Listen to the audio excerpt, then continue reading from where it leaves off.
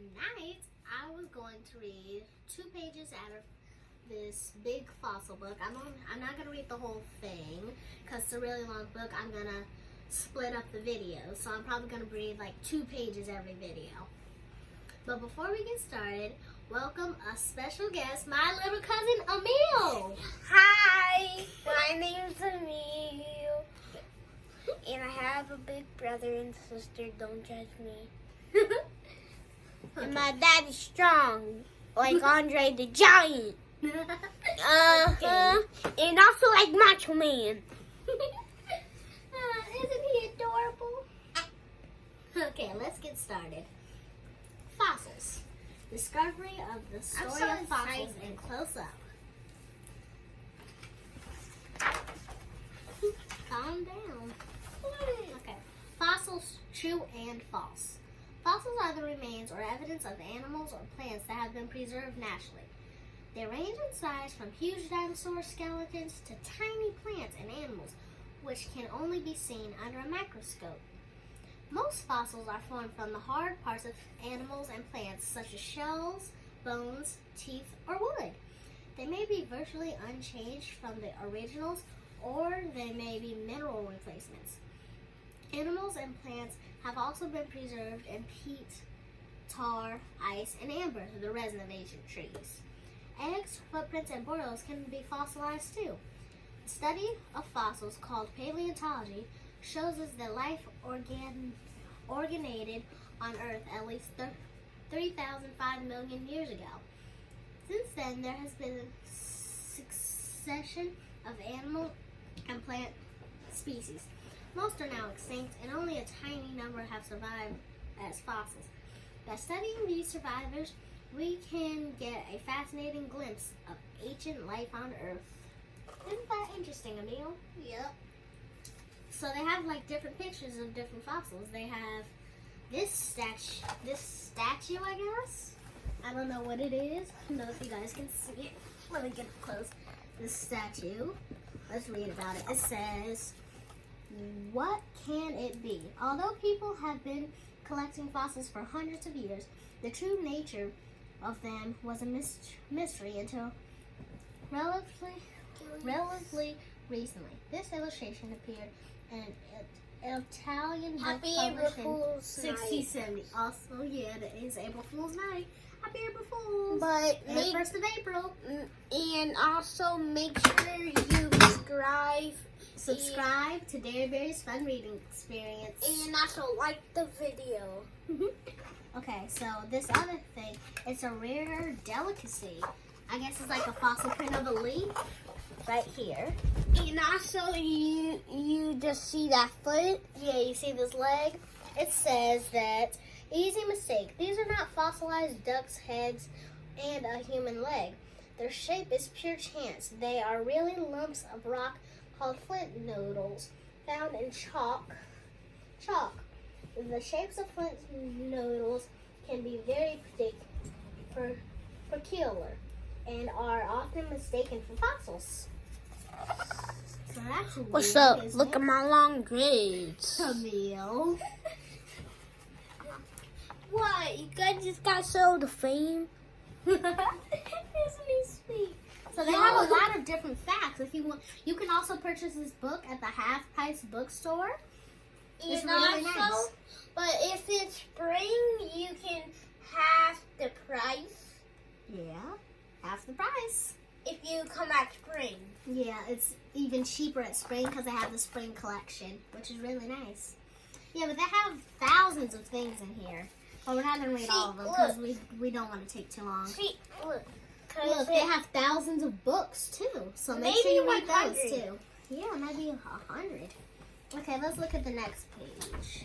The making of rocks. So the making of rocks can help us understand how rocks and fossils are mushed together. The making of rocks. The many kinds of rocks beneath our feet have been forming for more than 4,000 million years. Dang. Yep, that's a long time. The Earth's crust is made up of elements. The important ones are oxygen, silicon, aluminum, iron, calcium, sodium, potassium, magnesium, and carbon. Magnetism. I know. These combine in different ways to form minerals. All rocks are made up of minerals. Common rock-forming minerals include calcolite or calcium carbonate, quartz, which is silicon dioxide, and feldspares, complex minerals containing aluminum, silicon, calcium, sodium, and potassium. There are 3 groups of rocks: igneous, metamorphic, and sedimentary. Yeah. So igneous means that they were formed by molten lava. Hey, called but magma. make sure you have like a very long week or something. Yeah, for 'cause you wanna spring tune in. break. Yeah, because you really want to tune in on all the great pages that we're going to read in this book. Okay, so... Because there's gotta be lots. Yeah, because this is a really long book. So igneous is formed by molten lava called magma. Comes from lava. Out of a volcano. Easier to say. Metamorphic means that it's morphed from another rock by heat and pressure, morphing it into one rock. Because it gets in a barrier. Like you might see a rock that's kind of looks like it has all small minerals of sand. That's because one rock and sand minerals got pushed together by heat and pressure and made one rock. Because there used to be 2 rocks, but it They pushed mushed together by heat and pressure, and now they're one big rock. And then sedimentary means formed together by sediments and other things. Stop saying that. Okay. Sediments and other types of minerals. So they have the amethyst. This is a purple variety of mineral quartz. If allowed to grow freely, quartz crystals are pointed and hexagonal, which just means it has originally 6 sides. But doesn't it look like a crystal? Isn't that nice? I have a friend named CJ who brought one of these to school. Hey, but my mom has that crystal. Cause it's all purple. Yeah, I remember. I saw it. And then they have folded rock. Powerful movements in the Earth's crust can cause rocks to crack and form faults or to buckle, creating folds like this. This right here. Whoa. And then they have changed rocks. High temperatures and pressures can change rocks into new types called metamorphic rocks. Marble is a metamorphosed limestone, slate, a metamorphic shale. So this is a distorted trilobite right here. Okay, let's see some other stuff. Let's see this. So they have molten rocks. Igneous rocks are formed by the cooling of molten magma, which is liquid rock, from deep within the earth. Sometimes the magma reaches the surface and erupts from volcanoes as lava before it cools. Most often, though, the magma cools and becomes solid deep underground. Layer upon layer. Sorry guys, my camera fell. It's alright. We're just going to continue the story like nothing ever happened. Yeah, let's see. Make sure you like And subscribe, because funny things can always happen at any time. And also Unexpected. we're gonna start a play channel. Yeah, we might start a play channel. You just gotta tune in and hope. Well, we know we will. Okay, let's see. I think it's all the funny things we do. Even It you fell. can see Skyla, the baby. okay. So where were we? If we had just a bookmark, I think we were on. I know it would pay. Yeah, no, We were on this page. So yeah, I was reading. I thought we were Layer gonna do upon 2 layer. pages. Yeah, this is the last page. The Grand Canyon in Arizona, formed by the erosion of sandstone and limestone, is Does a natural anyone know slice through that? the Earth's crust. Down The below. oldest stratum or layer is the bottom, the youngest at the top. This If could be you with know your this little ones information, too. Yeah, you can also read this with little brothers and sisters. And we have With your of siblings. granite, which is a type of rock. The speckles in this granite are individual minerals. Granite is an igneous rock formed by the great depths. So here it is. It's a really nice rock right here. And then they also have, this looks like the Grand Canyon, maybe? Let's look over here. So they have chalk cliffs. Chalk is a pure white limestone composed mostly of skeletons of tiny marine plants. So this is what they're talking about right here. It's really hard to see. Then they have conglomerate, which is actually really interesting to look at. This is a coarse sedimentary rock consisting of rounded pebbles bound together by a natural mineral cement. Conglomerate can look a lot like manufactured concrete.